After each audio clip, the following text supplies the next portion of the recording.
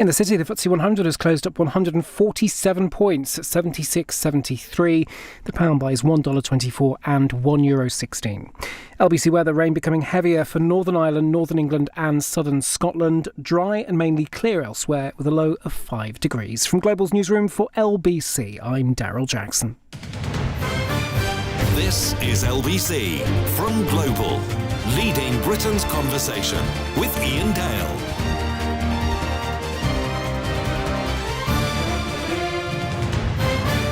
Hello, a very good evening. It's 8:03 on LBC. We're going to be streaming this hour live on Global Play if you'd like to watch us as well as listen to us. And interesting, first Alexa message I've seen in this hour is from Kenny in Liverpool, who has a very important thing to say. He says, "Is Gavin Esler spelt E-S-L-A so I can search for the book and order it and buy it?" No, it's not. It's E-S-L-E-R. And he's with me now. Gavin, welcome to the programme. Thank you. I like to be on with someone who can spell. Well, and also knows the importance of buying books. That's true. Now, this book is, as we've said, it's called Britain is Better Than This. And it's an interesting title. Now, just set out why you wanted to write the book, what your aim was, and why give it that title. It seemed to me, as I've been travelling around Britain for years, but particularly in the last couple of years, I've been to Shetland, to Cornwall, to Belfast, to Kent, and everywhere in between, just about. It feels like it. This is a great country. It is an amazing country. It is so beautiful. And the spark for the book came in Totnes, or near Totnes in Devon, which is Dartington Hall. 1,200 acres, medieval place. I loved your description of it at the beginning of the book. It's just gorgeous, isn't it, if you've been there? I walked around. I was there for a literary festival, which is something I love to do. And there were kingfishers down by the river. There were people paddling in the river, which was clean. This was a couple of years ago. I don't know how it is now. Anyway, I was sitting outside the place where I was going to be talking, which is this beautiful part of Dartington Hall, and a somewhat elderly, very posh, very lovely lady came up to me, and she reminded me so much of the Queen Mother. She was so posh, and she said to me, "Excuse me, do you mind if I ask you a question?" And I said, and I was slightly worried about where this was going, and I said, "No, of course not." And she said, Why do you think things are so shit?" And I was astonished because it was like hearing the Queen or the Queen Mother swearing. And we started to talk, and she said, and it completely coincided with what I'd been thinking, which was, why is it that we live in this beautiful place, but our politicians don't seem to tell the truth? They don't seem to solve problems. They create them. Nothing quite works the way it used to be. It's not just nostalgia for some misremembered past, but things are not going very well.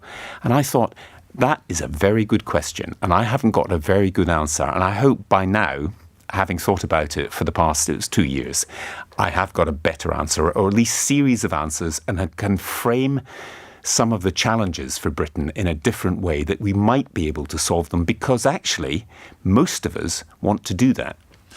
I think everyone wants to want Britain to be the best country it can be. Everybody's got a different idea of how that might look in the future.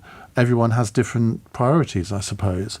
But this narrative that has developed, and I think it is all too accurate, even though I'd like it not to be, that nothing works anymore. Now, that may be an exaggeration, but in this last hour, you heard those last two callers there. I went on a rant about the National Highways people who seem to just want to make my life hell at the moment for whatever reason. And you think, why? And it's also not just, it's very easy to have a go at public services, and we all know the funding problems that many of them have. But it's also other aspects of our society now, and the way that we react to things. Our public discourse seems to be of a totally different nature than it was when you and I were growing up. And it's so easy to whinge, isn't it? And that's what I will admit, that when I saw your book title, I was really fearful that it would be, isn't Britain terrible because of Brexit? But it's not. I haven't finished it, but having read most of it, it's not like that, actually. No, and let me put it another way. I think you're right. I mean, potholes. The small government's things. spending £2.5 billion on potholes. Potholes, the NHS, not being able to get a dentist on the NHS and so on. So, but leaving to be that... fair, that's always been the case. That's always been the case. But leaving that aside for a moment, look at it the other way. One university in the United Kingdom, Cambridge, has more Nobel Prize winners than any country in the world except the United States and Britain itself. So we're smart. We're not stupid. We do solve problems. Our creative industries, for example, it's not just that, everybody from Adele to even The Who would tour the world and people would turn up anywhere to see them. Our writers, Tolkien, J.K. Rowling, Ian Fleming, the three biggest franchises, or three of the biggest ones in Hollywood, are British writers. So we're good at lots of things. But there's a catch. When it comes to fixing our politics, to make things work for people, we are so divided because of the peculiarities of the British system. The two-party system is very weird. And we don't have a two-party system. We've got lots of parties, but the elections, for example, only benefit two parties, Labour and the Conservatives, who tend to alternate in the government. And I started to look but that's always, it hasn't always been the case, because prior the Labour Party only came into existence at the beginning of the 20th century. But there's always been a two-party system. This is not something that is a recent phenomenon, is it? No, but we have got many more parties now. And we have devolved power to Scotland, Northern Ireland and Wales. And the Conservative Party doesn't really represent any of those parts of the United Kingdom. There are odd patches, but there's no local council anywhere in Scotland run by the Conservatives. So we have a very strange system, but worse than that, I think, it's not the people, it's not some strange politicians who get into power. It's that we are very complacent about our political system as being, quote, the envy of the world, everything from global Britain to levelling up and all these slogans that we've had. And it's not just one political party. But the system which produces political leaders is actually a bit of a joke around the world. 5 prime ministers since 2016. This is extraordinary. This is the sort of thing you and I used to say, oh, that's what Italian governments are like. Well, up to a point, but there have been periods in our history when we've had multiple prime ministers within a very short time. Admittedly, not in the 20th century. Not quite as many. Well, in the 1920s, there were 3 general elections in 3 years. You had 2 different prime ministers. In the 1830s, there were several. So, it's not wholly unprecedented. It's just because it hasn't happened in our lifetimes that we think it's odd. But there's a difference. The difference is that we still think, as I quote, for instance, Henry Tizard, who was a government advisor after World War II, he said, the United Kingdom remains a great nation, but we have essentially the delusion that we are a great power. As long as we keep talking like that, we won't even be a great nation, because it pushes us to think how the British system is perfect. It's not. I don't see this whole idea of British exceptionalism. I get it, but I've never been really convinced that it's as prevalent as people seem to allege. There's a lot of myths about this country that sometimes we play up to. I remember when I was teaching in Germany and teaching German kids English. And they all seem to be under the, I think, misapprehension. I suspect you might think they were right, that, and this was early 80s, Britain was still in search of a role after empire. And I think we are in search of a role at the moment, but I don't think it's got anything to do with empire. It's because we've made this decision to come out of the European Union. So inevitably, if you come out of a bloc that you've been in for 40 years, that is going to lead to a lot of debate about what Britain's role should be. But this idea that we somehow think that we're better than everyone else, I don't. No, we don't. Most of us don't think that. We do think, quite rightly, we are still a great nation, although even within the British nation, there are all kinds of bits that are pulling apart. But we have had traditionally let me put it another way. We are full of, it seems to me, weaponized nostalgia. You don't do it, and I don't do it. Oh, no, I do. I love a bit of nostalgia. Really? Yeah, well, absolutely. I'll give you an example. Jacob Rees-Mogg goes on and on and on about restoring demetricating Britain and going back to old weights and measures. There is no country in the world, none, that has the same weights and measures as we do. The Americans don't have it. They have gallons, but they're different. An American gallon is 3-point-something litres, a British gallon is 4-point-something litres. They do have Fahrenheit, though. They do have Fahrenheit, but the point is that we have a kind of a politics which says, look over there. That's something important. Let's pay attention to this. Let's have a look at metrication rather than the real problems that you were talking about earlier. I would not go back to the systems because virtually everybody who's an adult now has grown up with all of it. Why would you want to go back to it? But why is it part of our political discussion? Well, it comes up all the time. Putting the crown back on beer glasses. It's never been banned on beer glasses. It's just silly. But the use of non-metric weights was banned. Now, I'm thinking, well, if somebody wants to sell things in pounds and ounces, I mean, does it really matter? I mean, just let them. No, it doesn't. I mean, most people will still operate by kilograms and pounds and whatever now. But if somebody really wants to use those, I don't see the problem. No, but the problem is that this is part of the politics of distraction. We have real problems which real politicians could solve, but they're difficult. And they don't quite admit they're difficult. So they say, look over there. There's something that we can do. We had Grant Shapps suggesting during one of his 5 jobs in the past year or so that one of the things as Transport Secretary he was looking at was too many tannoy messages on trains. I'll tell you the problem with trains. Not enough trains that go on time because people are on strike. So that's part of the problem, but there are solutions. You talk a lot about the political system in this country, which, I mean, everyone would admit that there are faults in it.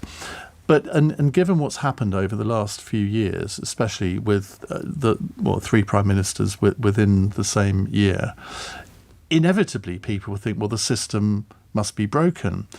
But I would submit to you that actually the defenestration of Boris Johnson in the end and the fact that Liz Truss only lasted 49 days, that actually shows that the system is working.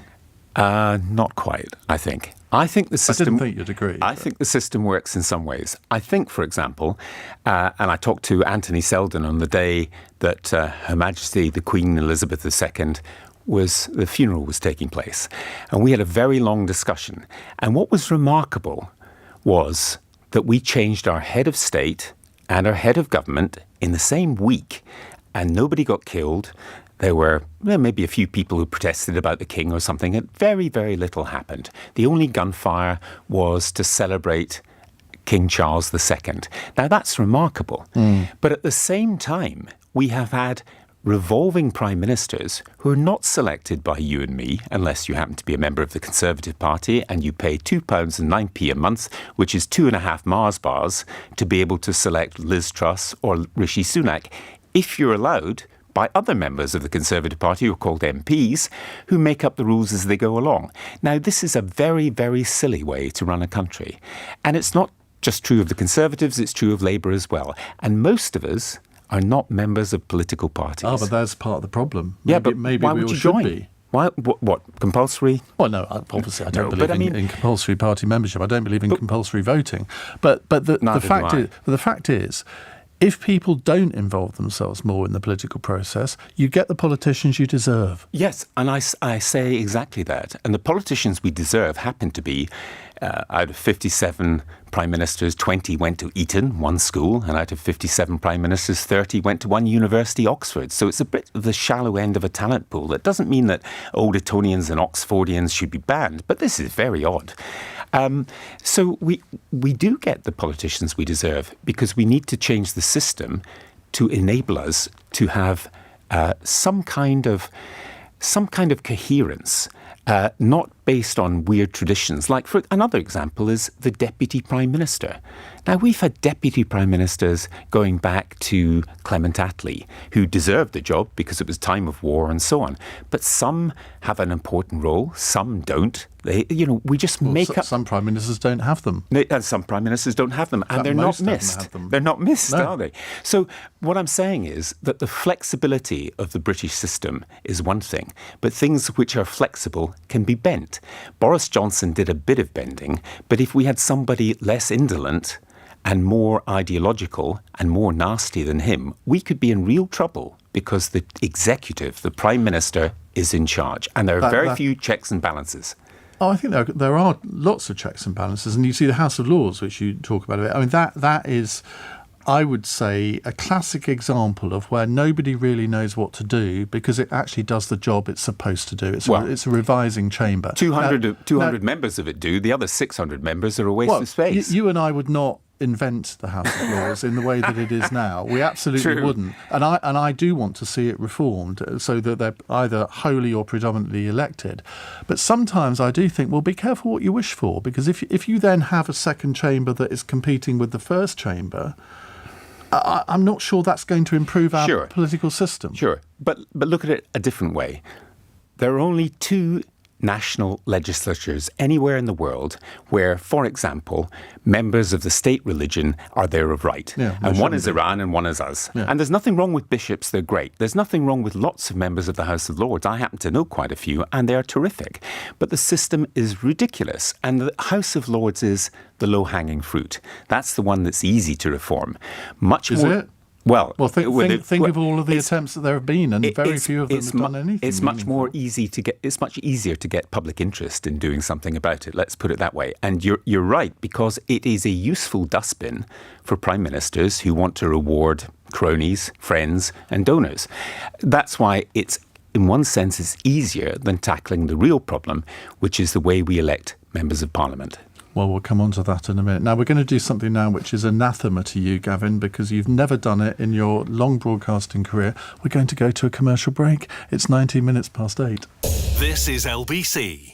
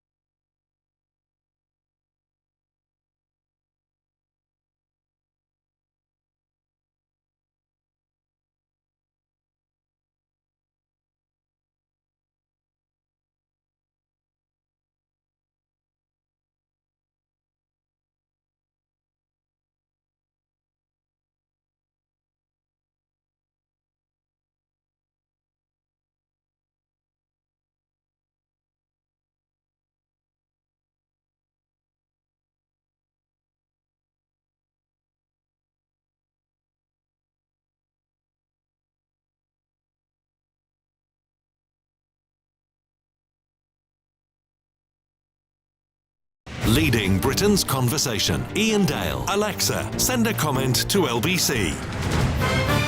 8:21. Gavin Esler is here. Famous broadcaster. You will have all seen him on Newsnight for... How long did you do? 11 years, was it, you were on Newsnight? I think so. Well, I was on Newsnight as a reporter, and then I went to America, and then I came back, so I can't remember. It's a long time ago. I remember you interviewing me on Newsnight once. It was a very delicate interview because it was the night that David Cameron announced his A-list of parliamentary candidates, and I wasn't on it. And I remember thinking, Newsnight phoned up and said, would I come on and talk about it? And I thought, well, this could be the end of if I say the wrong thing here.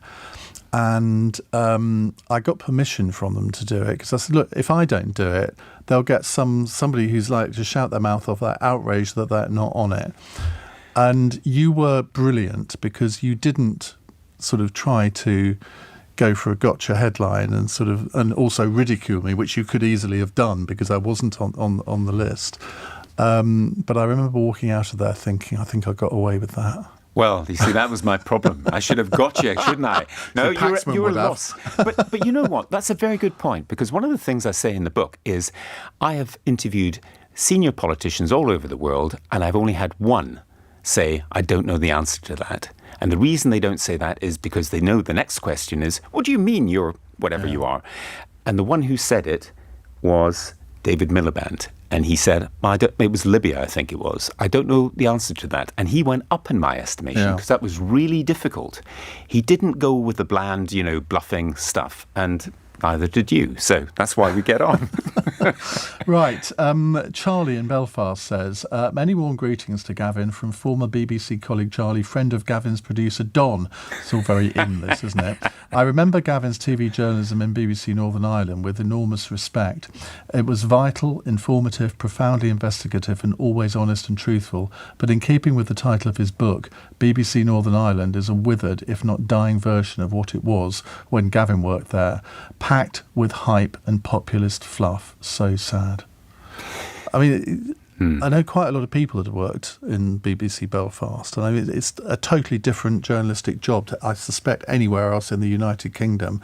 I mean, do you miss that sort of rough and tumble of journalism? I do. I miss Belfast. I'm going back there very shortly. I love Northern Ireland, and I have many, many friends there in both communities. And in fact, one of the stories that means the most to me was in that era about a man called Giuseppe Conlon, who was one of the 6 supposed IRA bombers to do with the bombing campaign in London. He was innocent and another 5 were.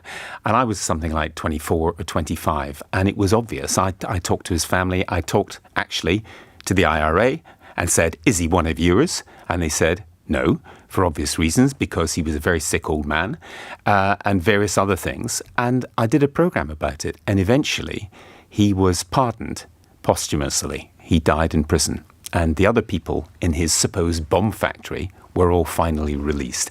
It was an extraordinary moment because I'd never thought that British justice would be so bad. And it was really bad. And it was bad because we were all scared. We were all scared of the IRA bombing campaign, which I loathed. I thought it was terrible.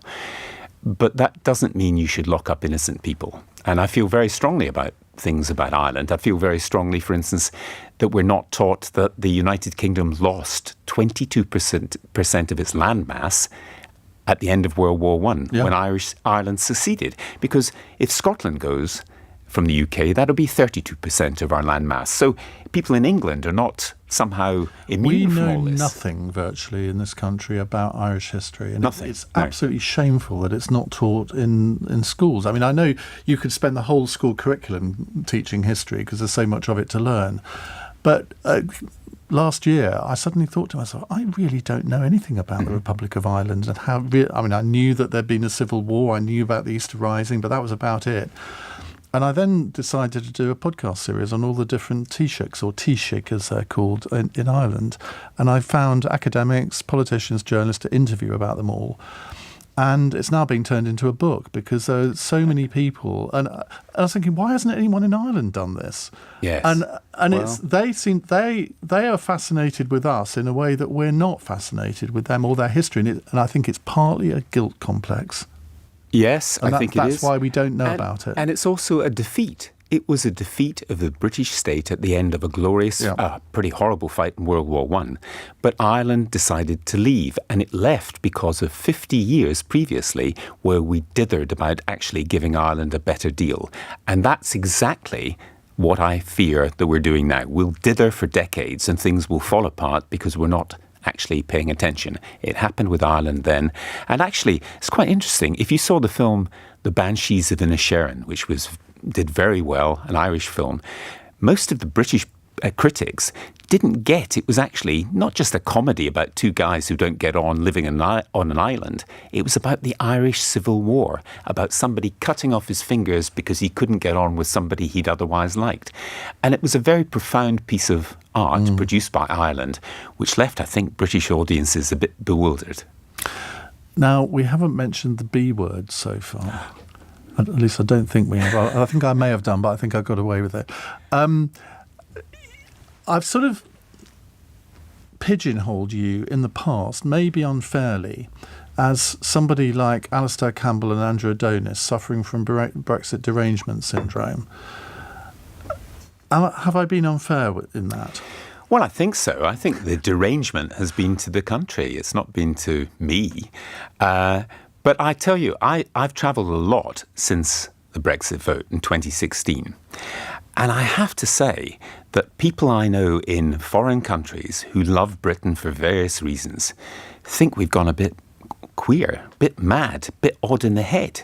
They think, what's gone wrong with these people?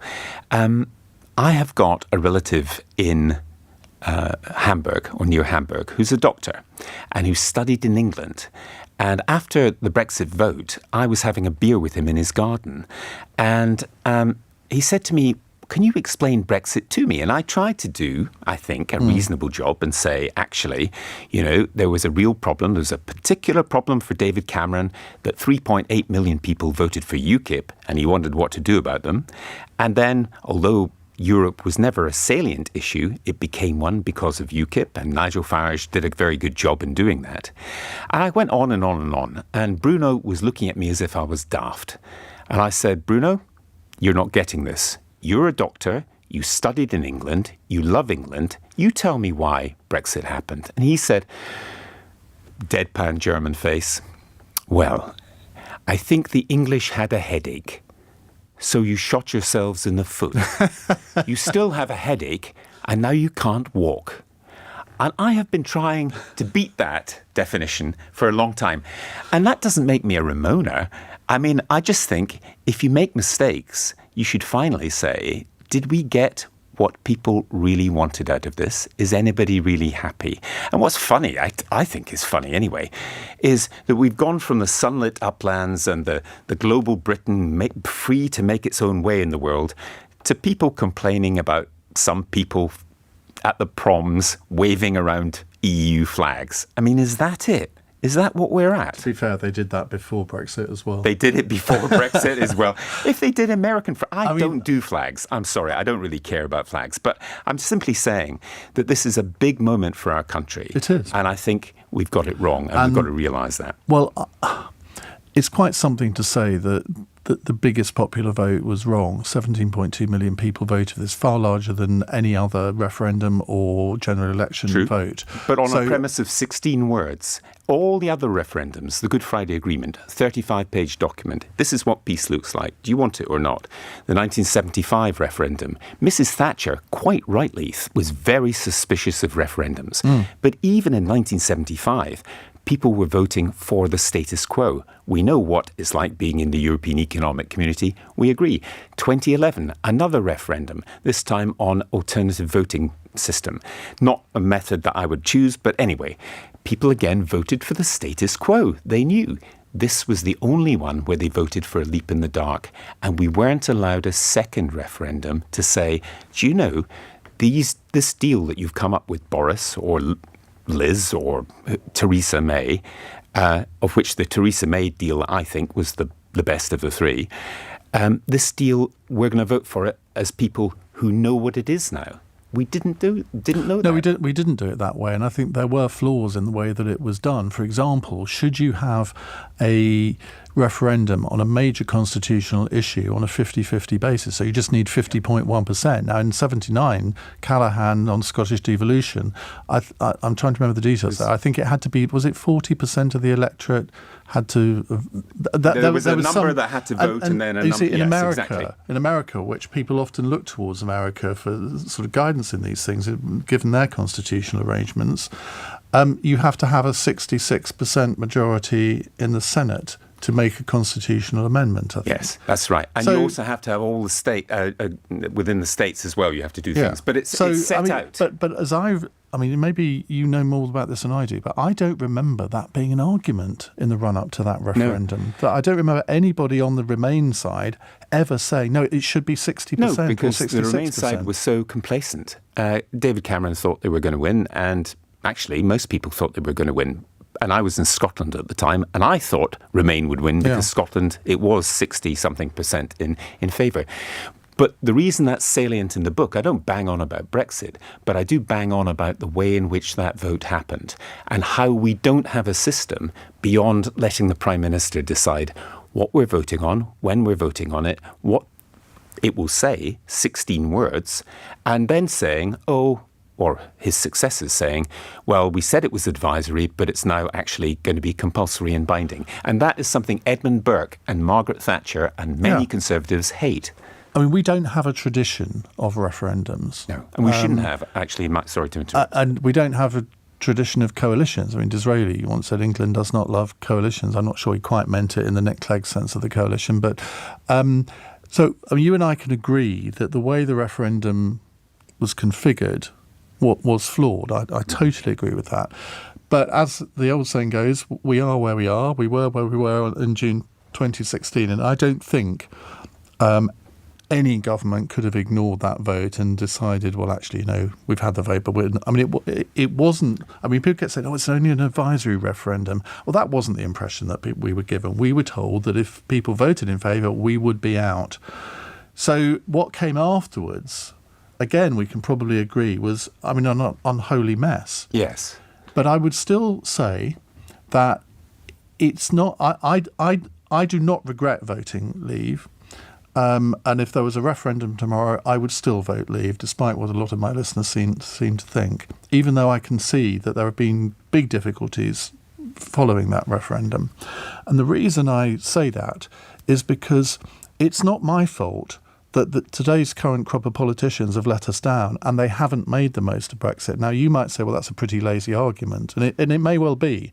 But we've had the opportunity to do so. We still have the opportunity to do so, actually. But I don't have any confidence looking at this current crop of politicians that they have the faintest idea how to do that. Well, I agree with that. But do you agree that if you have a vote, I'm very hostile generally to referendums in a country which has no tradition of them and no real tradition and doesn't actually say how they've got to be operated. Ireland has a tradition of it. It's in the constitution. But do you agree that having happened, a wise government would say, we're going to get the best deal we can and we'll give you a second chance to vote as to whether you agree with the deal or not. Because but then you're what voting happens for if reality. You don't agree with the deal? Well, then it doesn't happen. That's a bigger problem. But listen, the conversation has been so fascinating. I've just looked at the time and I'm 5 minutes late for the news, and that's a sacking offence at LBC.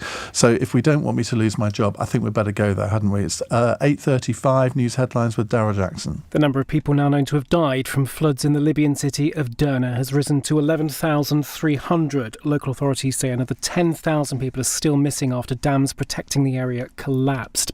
Hunter Biden, the son of the US president, has been indicted on gun charges in Delaware.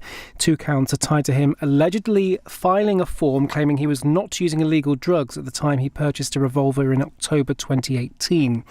And the boss of the John Lewis Partnership has told LBC shoplifting has become an epidemic. Dame Sharon White has confirmed they are putting in extra money to ensure better protection from the police. LBC weather, rain becoming heavier in Northern Ireland and Northern England and Southern Scotland. Dry and mainly clear elsewhere with a low of 5 degrees. This is LBC.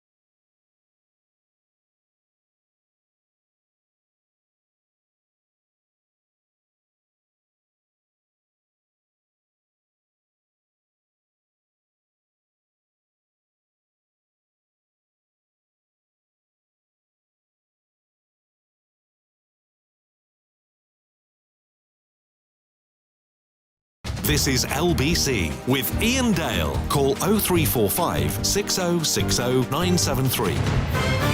Time is really running away from us. I should have encouraged you to phone in if you want to talk to Gavin, and you can still do so. We've still got another 22 minutes to go. 0345 6060 973. Guy in East Dulwich has done just that. Hello, Guy. Ian, hello. Hi, what would you like to say?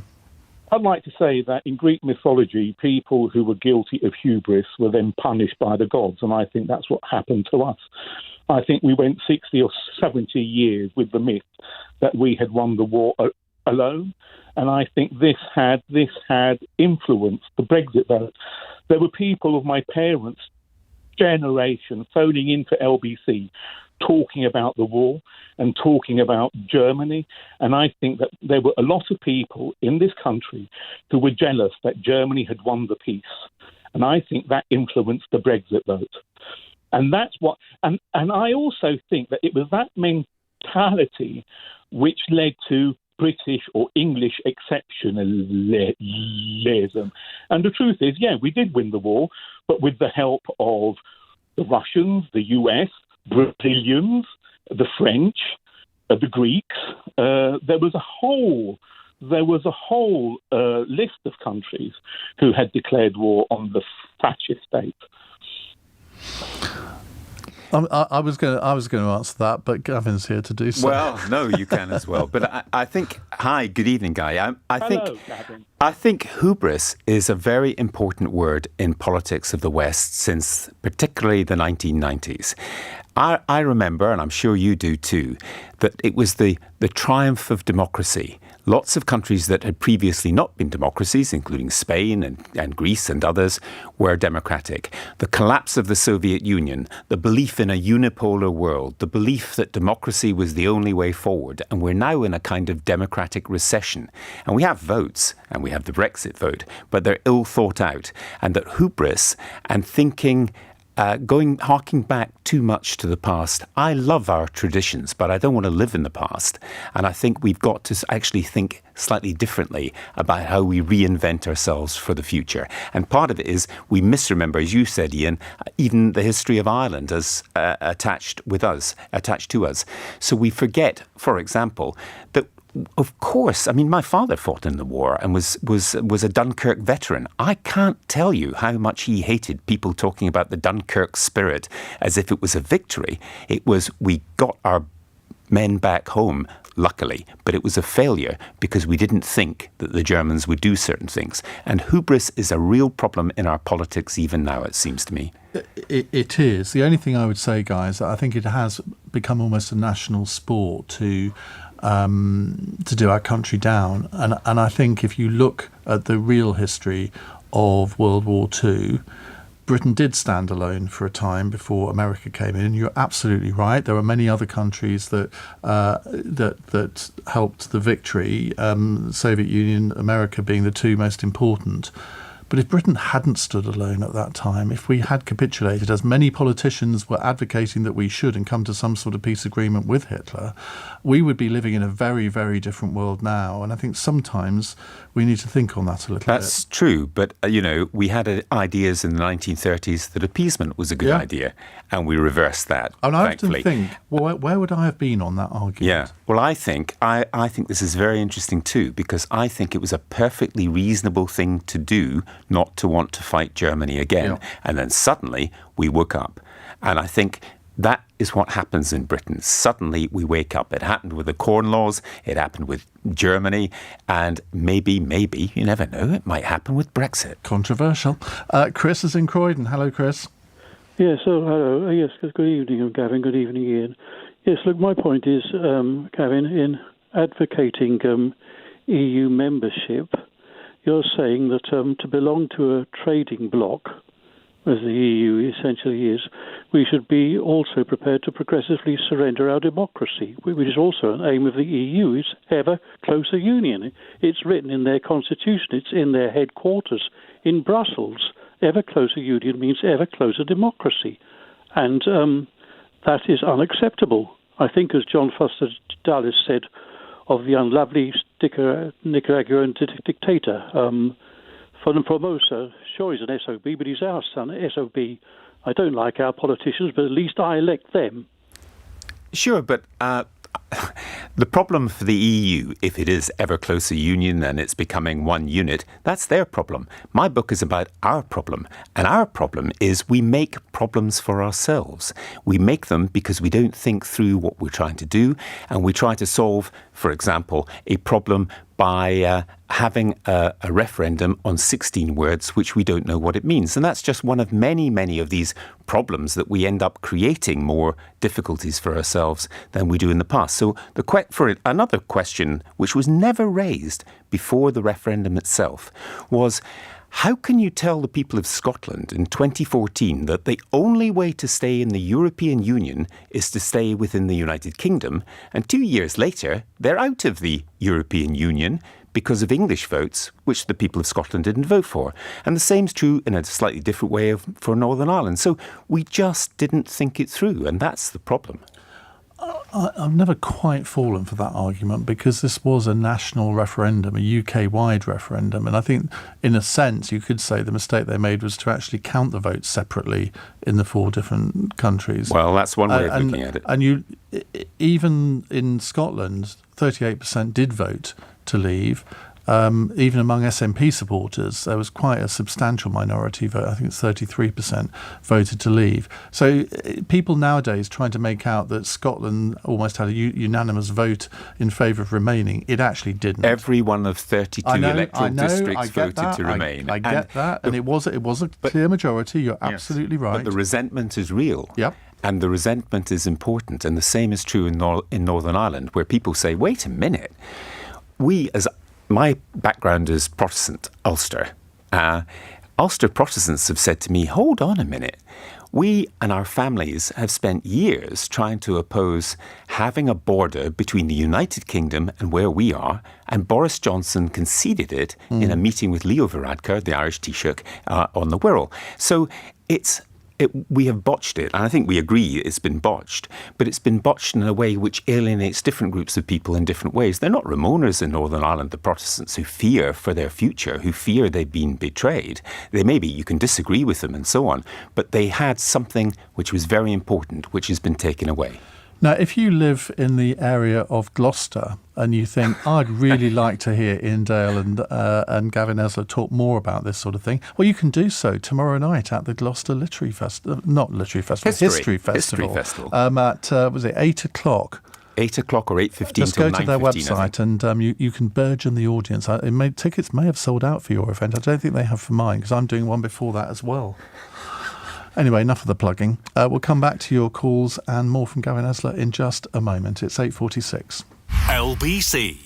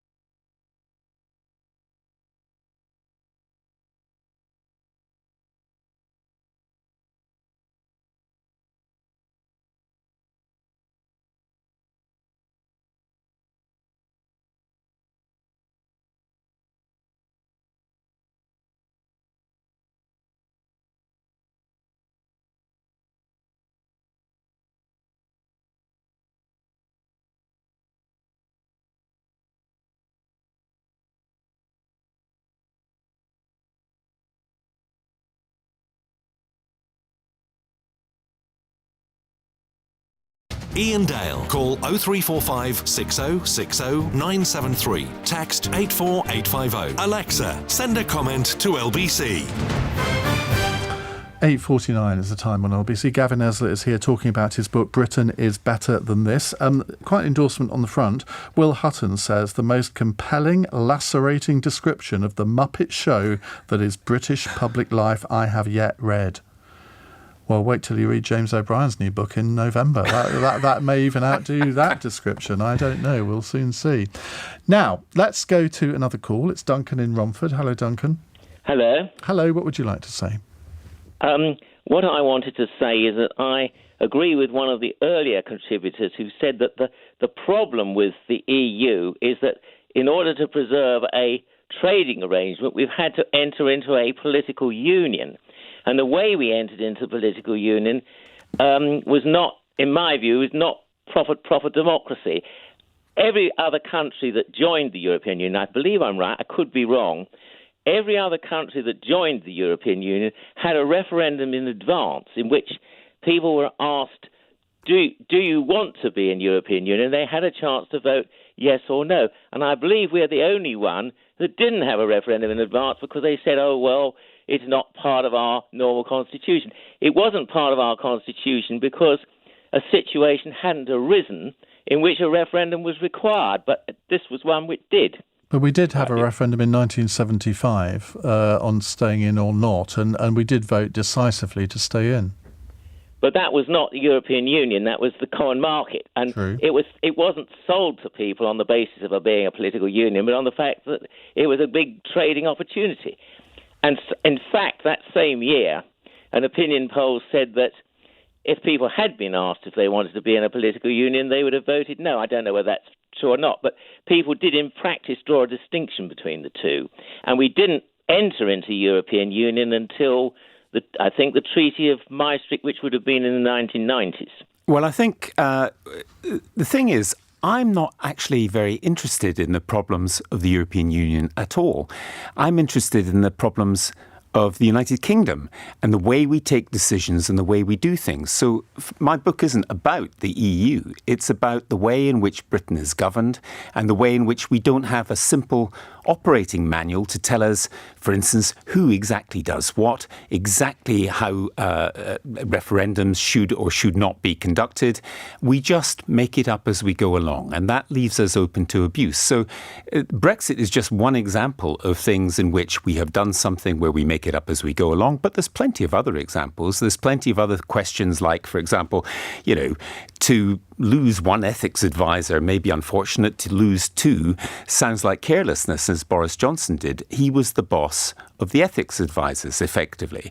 How the House of Lords works, how the devolution settlement simply allows people in Scotland to say it's all Westminster's fault, and people at Westminster suggest that the Scots are being too greedy. We haven't really thought it through. We muddle, but we don't muddle through. And the muddling has got to stop. It's rather like Parliament itself. Westminster is literally falling apart. Bits are falling off it. And it happened before in Victorian times in 1838. Much of Parliament burned down because it hadn't been properly maintained. We are doing the same with our political system. We think, or we sometimes think, that it's all fine, and some people think it's the mother of parliaments. Well, the mother doesn't have many children who actually copy exactly the way we do things. And that's what I'm trying to suggest, that what we need to do is think, not get distracted, to think about how we vote, to think about how we can act together, and to think about why it is we're so successful in so many things, but our political system is failing us. And that is, to me, the real problem. It's not about whether the European Union is or is not a superstate or whatever. It's about us, not them. And of course, it's England that's the mother of parliaments, not Westminster. Yes, and of course, it was the English constitution that Walter Bagehot wrote. It was not the British constitution. Indeed. And of course, Lord Macaulay called it pure gold. So we have got these very strange ways of phrasing what's supposed to be a complicated United Kingdom for the 21st century, harking back to things that were written about in the Victorian times.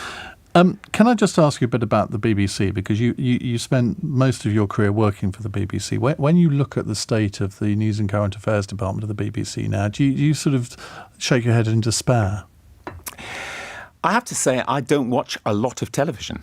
I watch very little television. I watch some on catch-up. I listen to Radio 4 in the mornings. Sorry, but I do. I listen to the Today programme. Some people do, apparently. Some people do, and I think it's great. Not against the law. I watch the odd TV news bulletin, but mostly I catch up with stuff online. I read a lot and so on. So I'm not a great authority. I did think it was very odd that there would be a merger between a BBC News channel dedicated to Britain and one dedicated to people abroad, because you've got a simple problem then. If the Lionesses had won, the World Cup, that is the biggest story in the world for a British audience. It may not be if there's, I don't know, floods in Libya or Pakistan or whatever. So balancing those two seemed to me a very odd decision by ramming them together. I didn't understand that. Newsnight is reportedly facing £5 million worth of cuts to its budget. That's 55% of its budget. And they're talking about axing all of the correspondents and basically making it a panel show. Now, I think that would be an appalling thing for Newsnight. You might as well axe the whole programme. Well, I think, what's the point of that, really? To save money. Because there are plenty of... One of the things I find rather dispiriting is that when I go to book festivals, you get audiences of 300, 400 people, and actually they've got completely different views, but they want to do as we're doing, which is disagreeing quite a bit, but also agreeing quite a bit and thinking about things and maybe changing our minds. A lot of panel shows are constructed on the basis that you think A, I think B, we're going to have a fight and that's going to be great. Newsnight is not like that. Sometimes it is, because it's quite a vast canvas. But if all it ends up with is four of the usual suspects who are pulled in because they represent views A, B, C and D, or four different political parties, I'm afraid I don't think I'll be watching it at 10:30, if that's what it is. But I don't know. I don't know the inside story. That seems to be what they're discussing. Let's go to Ian in Bovey Tracy. Hello, Ian. Oh, good evening to both of you. Yes, Gavin's response to an earlier caller about at the beginning of the World War II, that eventually we got our act together. Great minds think alike, because in his book, The Europeans, Luigi Barzani observed that the defining characteristic of the British was that they always leave things until it is almost too late. So I couldn't help but call up and comment on. That's not necessarily always a bad thing, though, because if you jump in both feet first, sometimes you live to regret it. That's true, although it's good not to make mistakes in the first place. I mean, it was Winston Churchill who said that the Americans always do the right thing, usually after having exhausted every other alternative. So we're not alone in this. No. I mean, we're not alone. I'm just trying to suggest that we need to have a strategic think. We're great at tomorrow morning's headlines. All the time we do this, but we're not very good at strategic thinking for the future. Macmillan did it in the 50s, and that took us into the European Union. But we're not doing it now. We're not really thinking beyond slogans what we want for this country. I should say, Ian, you live in Devon. We're both at the Appledore Literary Festival on Saturday as well, if you haven't had enough of us by now. That one is sold out, I have to know. Is it? Yes. I'm not sure mine bit of it is. Well, I'll come along to yours. Excellent. Are you optimistic about the future for this country? I am. I'm optimistic about the people of this country because I meet so many of them, and we trust each other as a country more than most other OECD countries. I think more than any of the big ones. But we trust our governments much less. That tells you something. That tells you something about the good bits of the British people. If you drop your wallet, somebody might pick it up and give it to you back. I'm not guaranteeing that, by the way, but I think it's a possibility in this country. Well, do you know what? He shall remain nameless, but somebody that I'm looking at the moment found 20 quid on the tube the other day and has handed it into the British Transport Police. Well, I wonder how many people would have done that. I think quite a few, actually. I don't know. A wallet, I definitely think they would. A wallet, yes. Maybe 20 quid. Possibly not. Gavin, it's been an absolute pleasure. Thank you so much. Gavin's book is called Britain is Better Than This. It's $18.99 and it's a big paperback. which you might think that's a lot for a paperback, but it's a fairly hefty one, and it's published by Head of Zeus. Thank you very much, and see you in Gloucester tomorrow. Thank you, and see you tomorrow. Now, in the next hour, we're going to be talking about something that I remember talking about a year ago, about whether too many GPs were over-prescribing antidepressants. Now, we have the news today that antidepressant prescriptions for teenagers have hit 1 million in a year for the first time. The number of children aged 13 to 19 using antidepressants rose by 6,000 in 2022 to 173,000. So I'm going to repeat that question. Do you think antidepressants are prescribed far too easily? But how hard is it to get any help for mental health which doesn't involve taking antidepressants? And have you struggled to stop taking them yourself? 0345 6060 973. On your radio, on Global Player, and Play LBC. leading Britain's conversation. This is LBC. From Global's newsroom at 9 o'clock, the number of people killed in floods in the Libyan city of Derna has passed 11,300. 10,000 more are missing after heavy storms on Sunday night caused by 2 dams bursting. Anas Ligomati is a director of the Libyan-based think tank Sadiq Institute and told LBC the disaster was preventable. Those 2 dams that were rising for days ahead of what we knew was happening in Bulgaria, Greece, and Turkey when this storm Daniel was moving through